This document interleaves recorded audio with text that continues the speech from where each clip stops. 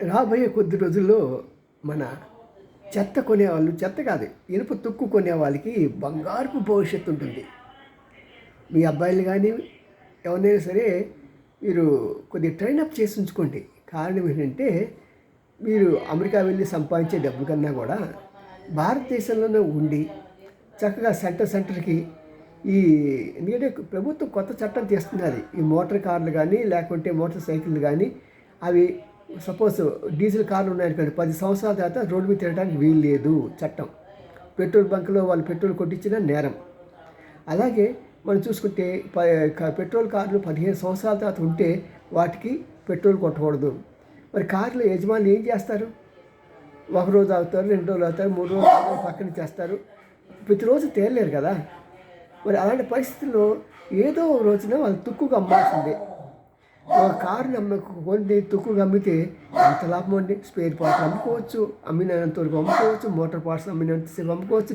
మిగతాది తుక్కులు అమ్ముకుంటే ఎంత లాభం. మనకి రకరకాల స్టీల్ ప్లాంట్లు ఉన్నాయి. స్టీల్ ప్లాంట్కి ఏ తుక్కు అమ్మినా సరే ఇంకో స్క్రాప్గా వాళ్ళకి డబ్బు. వాళ్ళు త్వరలోనే 1 or 2 yearsలో మంచి మంచి బంగ్లాలు కడతారు. అదేవిధంగా ఆడపిల్లలు మెరుగు చూసుకోండి. ఈ ఐరన్ స్క్రాప్ కొనే వాళ్ళ గురించి, వ్యాపారం చేసే వాళ్ళ గురించి తక్కువ అంచనా వేయకండి. మీరు ఎంతసేపు అమెరికా సంబంధాలు కావాలి అంటున్నారు. సాఫ్ట్వేరే కావాలి, మీరు హార్డ్వేర్ అయ్యండి కూడా. ఇప్పుడు అలా ఆలోచించకండి.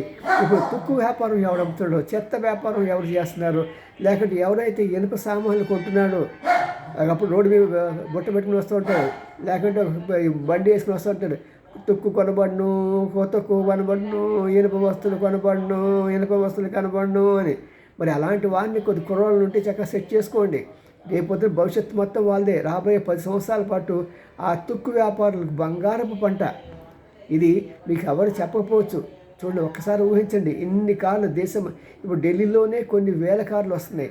అదే దేశం మొత్తం మీద చట్టం వచ్చిందనుకోండి, అసలుకి ఎంత లాభం అండి.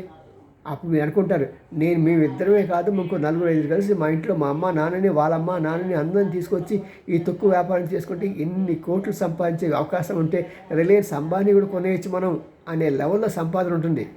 చూసారా కాలం ఎలా మారుతుందో. ఇంకా అమెరికా వైపు చూడకండి. సాఫ్ట్వేర్ గిఫ్ట్వేర్ వద్దు, తుక్కు వ్యాపారమే బెస్ట్. ఓకేనా? ఇలాంటి సంచలనాత్మకమైన కథనాలు కావాలంటే మీ గుడిగంటలి TV9 తప్పకుండా చూడండి. లైక్ చేయండి, షేర్ చేయండి, సబ్స్క్రైబ్ చేయటం మాత్రం మర్చిపోకండి. See you, మీ N Ramji, senior journalist. Bye, see you.